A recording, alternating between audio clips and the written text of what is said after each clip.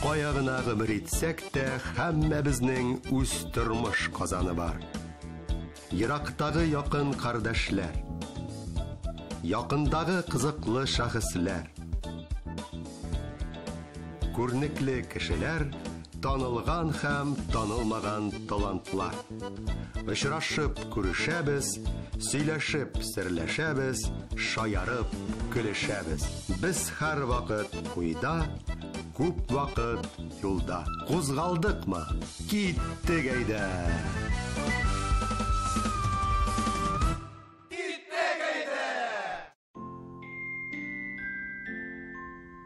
Исәнмесез, хөрмәтле тамашачылар.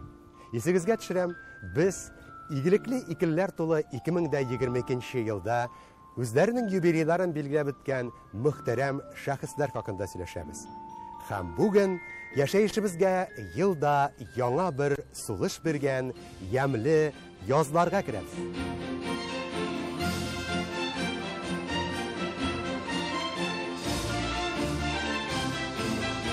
Моннан күп еллар элек март айы дөньяга үз халкын үзелеп яраткан, башкарган игелекле эшләре белән дан яулаган легендар шәхесне бүләк иткән. Габдулла Габделкәрим улы Апанаевның тууына 160 ел, 15 мартта. Күрнекле җәмәгать һәм дин эшлеклесе, танылган педагог һәм нәшир ул. Икелләр белән бәйләп сөйләсәң, әлеге юбилейлар хакында, алар гаиләдә ике бер туган, аның кече энесе Мөхәммәд Бәдретдин булгандыгын әйтеп үтү урынлы булыр. Моннан тыш юбилейлар яшәгән заманнарда аның тулы адашы тагы бер Габдулла Апанаев гомер иткән икән Казанда. Шуңа да бутала күрмәгез, дуслар. Икенчесе булдыклы сәүдәгәр, купец. Һәм ике Габдулла Апанаевлар, алар ерак туганнар булганнар. Икесе дә бер нәселдән, әмма нәсел агачының төрле ботаклары биргән җимешләр. Һәммәсе талантлы, горур, булдыклы кешеләр. Дип искә төшерәләр алар хакында белгечләр. Biz бүген сүз иткән юбилеяр Габдулла Апанаев исә әйткәннәргә өстәп гомере буе халкы һәм иленең иреге өчен җан атып, шул хакта хыялланып гомер иткән һәм яшәү дәверендә күпне күргән шәхес.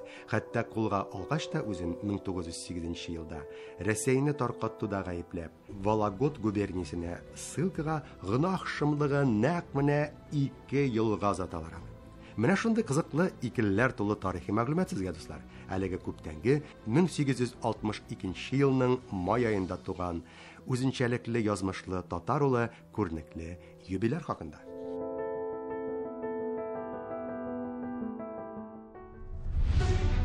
2022 елның апрель айында, төгәлрәк итеп әйтсәк, әлеге айның 14 числосында судья хөкемдарларга хас тыйнаклык белән Татарстан Республикасы Югары суды рәисе Илгиз Идрис улы Гилазов та үзенең 60 яшьлек юбилеен билгеләп үтте.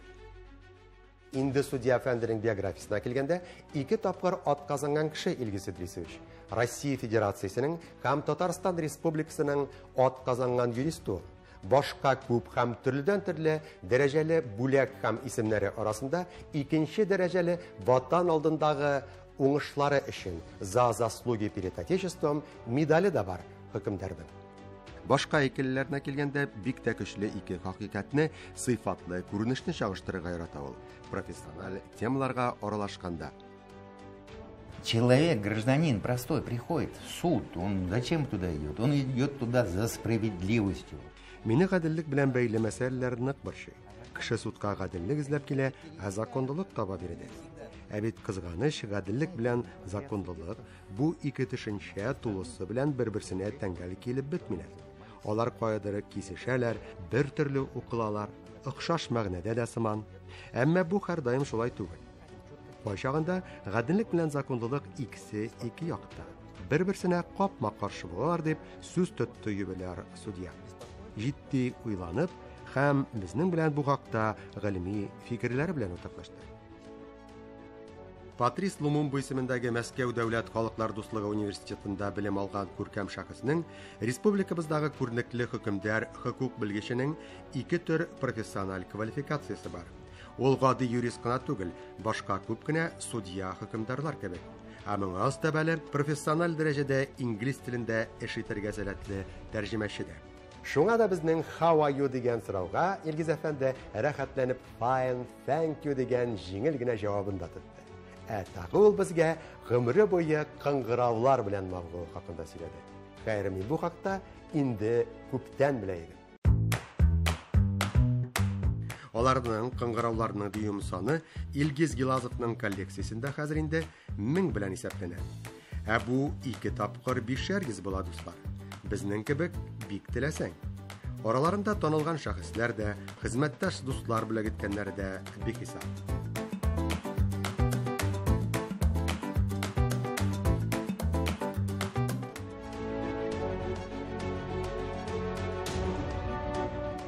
Якты дөньяларда җаваплы эшләр башкарып уздырган ярты гомерен, бу үзегез беләсез, дуслар, без эзләгән 2дән 1 була. Илгиз әфәнде бик тә хөрмәтле профессиядә, судья буларак хезмәт куя. Шушы еллар дәвамында 2 төр эшләрне карарга туры килә.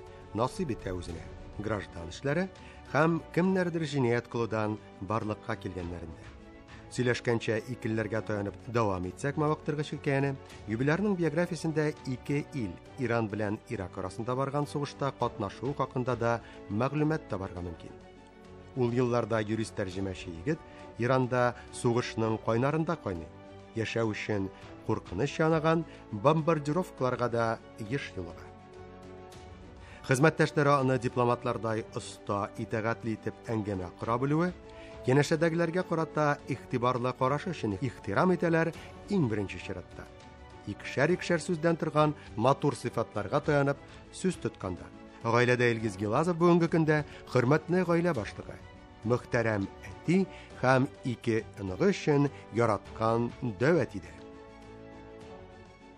Хөрмәтле юбилярга исәнлек, саулык, бәхетле, матур киләчәк теләп калабыз. Һәм әлбәттә инде бары тик гадел карарлар көтеп үзеннән. Авыр, һәр чак кешеләр язмышы белән бәйле хезмәттә армый-талмый көч куйган шәхескә һәр вакыт бары тик уңышлар юлдаш булса.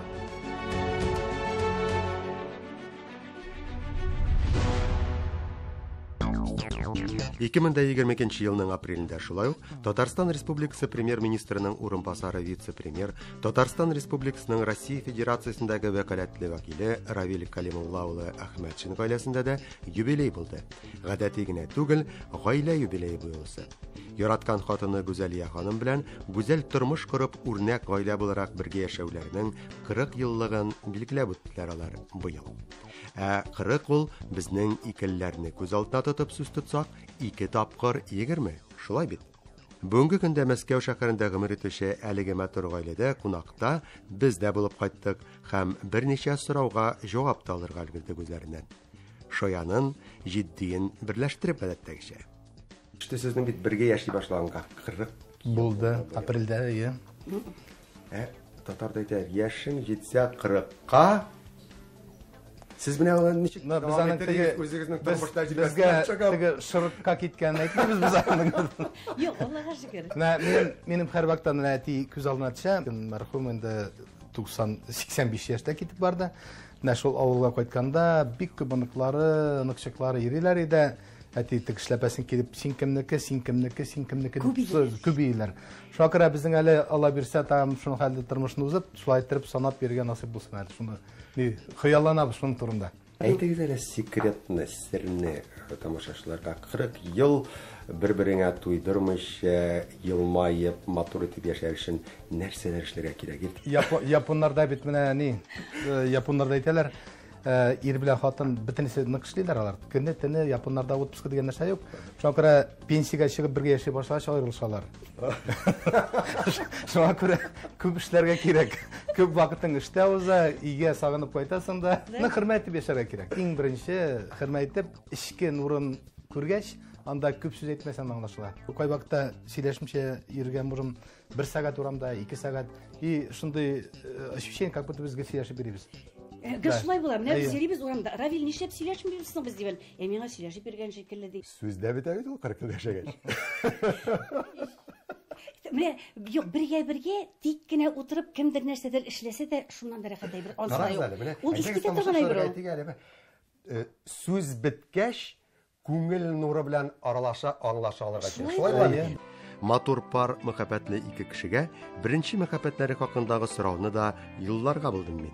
Яңа ел алдыннан тамашачыларга тәкъдим итер өчен бәхетле кешеләрнең кызыклы җавапларын. Карагыз әле, сезнең менә беренче мөхәббәт мәктәптә бар идеме? Берәр кызның шәшен тартып, инеке белән төрткәләп утырадырыгызмы? Biz her vakta nişettir okutuşlarga kaşık bulayık. Mine şitten okutuşlar gelirler ya. Biz 7-8 klas mene şolara qarab, şol kaşık bulup oturayık okutuşlarga. Şunday zamana bulgandır da. Birinci endi məhəbbətlər al. Yok, ortadan bulgandır endi ondan nişik deyip. Ravil, kızlar ortadan koyda turgan eginde dey. Kәртишкеңне бирәле, кәртишкеңне бирәле. Мен уялайым кыздардан. Bilmem, men ili tepşik bala bulgangan, men ezrek uyalıbırak yerdim endi. Güzel yaxanda şunday soralım bir gəl. Sizning portfelini məktəbdən qayıtqanda көтәреп qayıtqan yigitlər buldumı? Onсы булгандыр инде андай. Allah икән. Yigitlər. Biz инде күбрәк шул уку, отличниклар бит инде. Юбилар гаилә белән бәйле башка игелекле икелләргә килгәндә, Равил һәм Гүзәлия Әхмәтшиннарның ике җитлеккән инде үзләре дә күптән гаиләле булган һәм әти-әниләренә оныклар белән киткән ике балалары, Айлардай сылу Айсылу кызлары һәм Айлардай нурлы Айнур исемле уллары бар. Моңа өстәбәле юбилар гаиләгә Ходай ике игезәкнең әби бабасы булу бәхетендә насыйп иткән. Башка күп санлы оныклары белән бер рәттә. Равил Әхмәтшинның җитди хезмәт башкарса да, шаярыны аңлый торган кеше икәнлеген белә торып, алдан әзерләп куйган киләсе сорауны бирми кала алмадым мин үзенә. Татарстанның вакарәтле вакиле алган микән мәктәпләрдә икеле. Булгандыр инде икелесез малай булса ул теге ширлерәк малай була. Чөнки авылда битендә икеле куялар юл әзрәк тәртип бузган вакытларда булгандыр инде. Аннан соң мен мәктәпне бетердем әйбәт, дүртлек алганнары бишле, но сыраны икеле алган вакытлар булган. Менә мин әле шулай туры килдем, төрле профессия булгач, эш вуз бетергән. Шуңа күрә анда икелеләр булмады. Вузларда. Һәм тагы бер матур иҗади икеле хакында сүзем. Тамашачы дуслар, татар моңын күңелләр үзәгендәге кичерешләргә бәйләп, нәфис бармаклар ярдәмендә яңгыратырга сәләтле гаиләдәге ике гүзәл затны да атап үтәсе килә бүген. Равил әфәнденең әнисе рәхәтләндереп тальян сузган булсан заманында, хәзер исә аның яраткан хәләл җефете Гүзәлия ханым бар халыкны таң калдырып баянда уйный икән әле. Гаилә башлыгы гомере буе аңа кушылып матур җырлар башкара гаилә концертларында. Шәшкәләрнең нигә кирәге бар, үзеп бирер кешең булмаса. Матур парга озын бәхетле киләчәк теләп калыйк. Әйдәгез. Гаиләнең 50 яшьлек юбилеенда очрашканга кадәр. Пока-пока.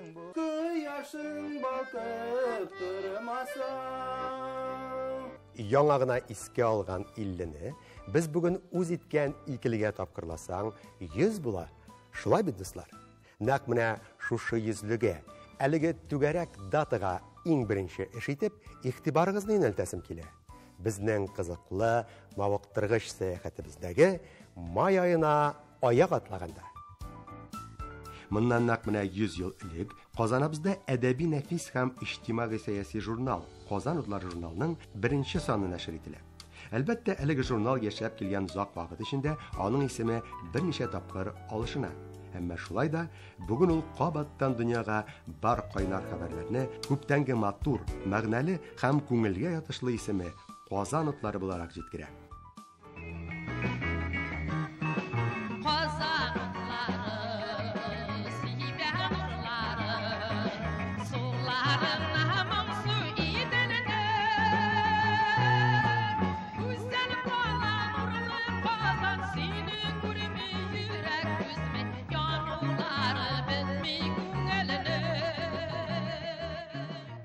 Казан утлары, сибә нурларын, суларына моңсу иделенең.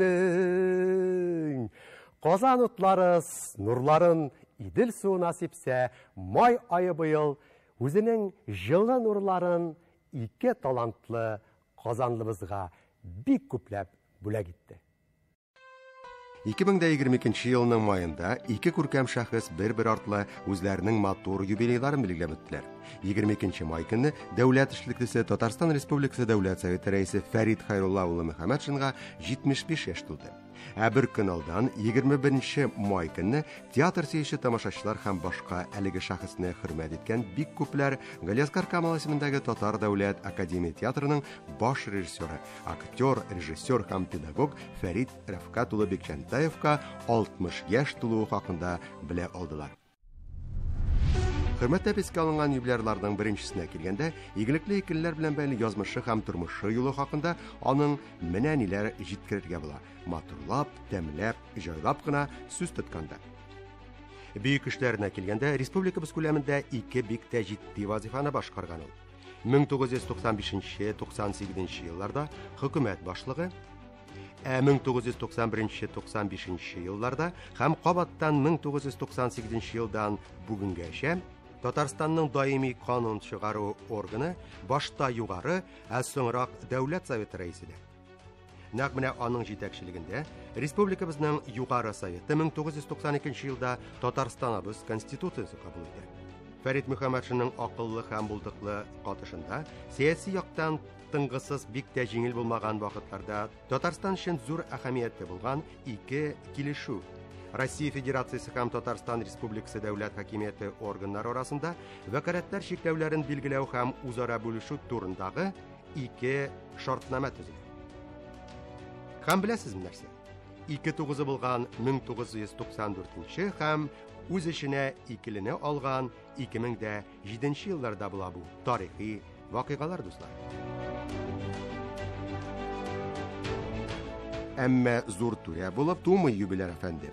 Фәрит Хайрулловичның биографиясына күз атып, узып баручы ел белән бәйле шартлы икелләрне күз аллап сүз тотсак, хезмәт юлын ул ике гап-гади һөнәриясе, профессия вәкиле буларак башлый.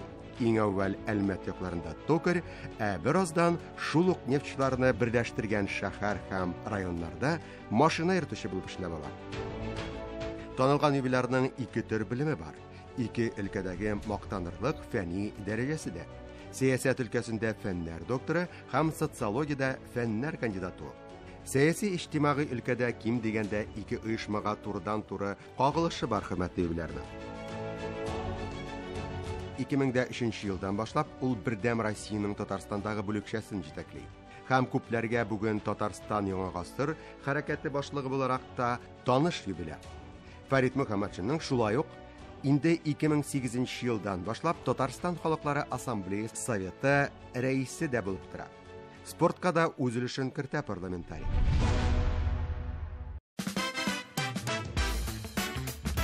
Без эзләгән икелләргә таянып сүз тотсак, башта Ак Барс хоккей клубы, ә соңрак волейбол федерациясе белән җитәкчелек итә. Беренчесе, хоккей аның кул астында булган чакларда безнең Ак Барс Россия чемпионы булу бәхетенә ирешә. Республикада яшәп килүче Зенит һәм Динамо волейбол командалары да соңгы елларда зур-зур уңышлары белән шатландыралар җанатарларны. Юбилярның ике бер туган сеңлесе, ике инде бу җиткән баласы бар. Хатыны Луиза ханым белән алар бер ул һәм бер кыз үстергәннәр. Бүген инде бәхетле әби бабай далар. Үзләренә килгәндә 50 ел элек танышканнар алар. Һәм матур, мәгънәле, һич кенә дә үкенмәслек гомер кичергәннәр. Юбилярның гаражында кызык, автомобильләрнең башкалары янәшәсендә ул айруча үз иткән күптәнге Волга, ягъни Идел һәм Победа җиңү модельләрендәгеләре дә бар. Бу машинада погырланып йөрисең. Менә элек шундый илдә, үзебезнең илебездә, үзебезнең кешеләр шушы машинаны уйлап чыгарып, аны бит әле ясаганнар, җыйганнар. Һәм менә инде ничә еллар, 5 еллар, алар машиналар заманча, әйтик, тизлеге дә яхшы, куркынычы да ким. Ә инде менә шулай урамга чыксаң, юлга чыксаң, кешеләр күреп, шатланып, сәламлыйлар. әлеге машиналар урын алган Авторетро клубының эшчәнлеге дә сплош икелеләр тулы дуслар. Беренчедән, аның исеме үз эченә әлеге дә баягы икелене алган Авторетро клуб 21 дип атала. Икенчедән, әлеге клуб икелеле 2006 елда нәкъ менә Фәрит Мөхәммәтшинның инициативасы белән булдырыла. Өченчедән, кызык, Авторетро клуб 21 торгызылган мәлләрдә ул 21 кешене берләштергән була. Һәм әлеге оешмада урын алган Фәрит Мөхәммәтшинның яраткан автомобиленең моделе аптырарсың. Үз эченә шул ук икелене алган ГАЗ-21 Волганың шул төре була. Нәкъ менә шундый ретро автомобильдә бар тирә-юньне таң калдырып, килеп төште Фәрит Мөхәммәтшин хатыны Луиза ханым белән бергәләп Әлмәтнең никахлашу йортына. Моннан берничә ел элек үзләренең 50 яшьлек алтын туйларын билгеләп үткән көннәдә.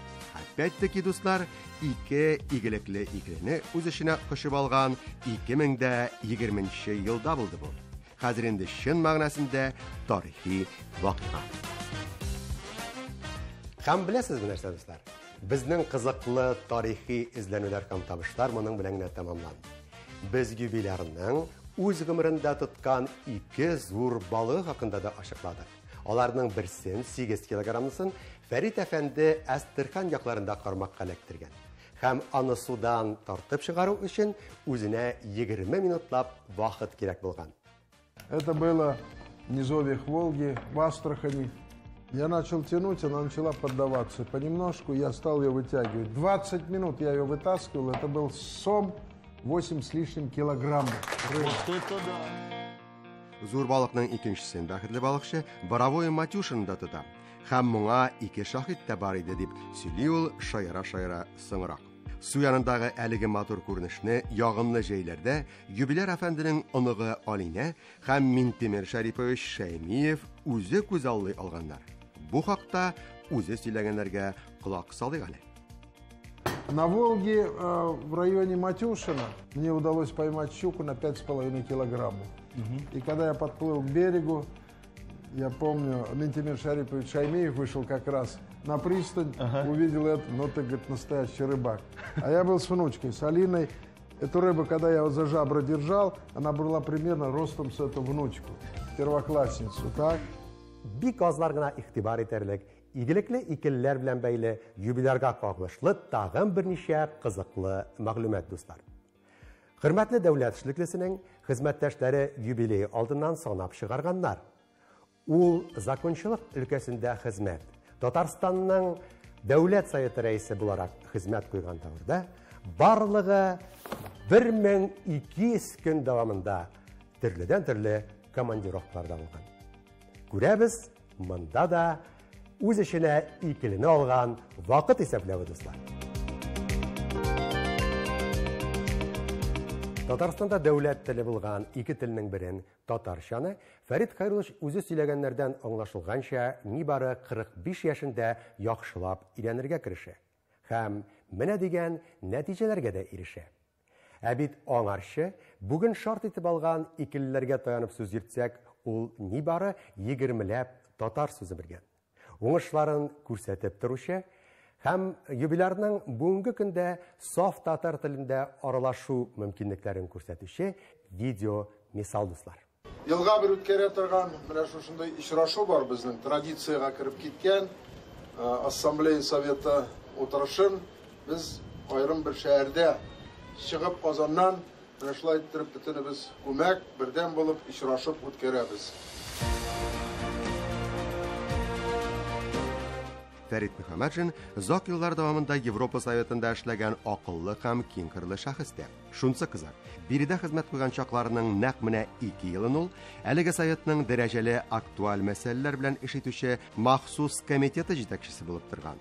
Бар эшне бишкә башкаручы, хөрмәтле юбиляр хакындагы игелекле икелеләргә бәйле сөйләшүне мин бүген матур җыр белән тәмамларга теләр идем. Һәм бу гади генә җыр түгел, ә Фәрит Мөхәммәтшин үзе башкаруында. Әлеге җыр тасмага инде күптән үз икелесе дә булган, 2-0 дә булган 2007 елда яздырылган. Һәм тагы бер икеле белән бәйле мәгълүмат. Әлеге җырны Фәрит әфәнде үзе генә түгел, яраткан җырчыбыз Айгөл Бариев белән бергәләп, димәк, икәүләп башкаралар. Рәхим итеп, тыңлагыз дуслар. Күптән инде әйтер хисләрем бар, кем яулавын күңел түремне. Айга бары ашам йөрәгемне, ай тапшырсын сиңа серемне. Парламентарий юбилярга исәнлек, саулык, күңел тынычлыгы, бәхетле яшәеш, зур-зур уңышлар теләп калабыз. Хезмәтендә дә, шәхси тормышында да.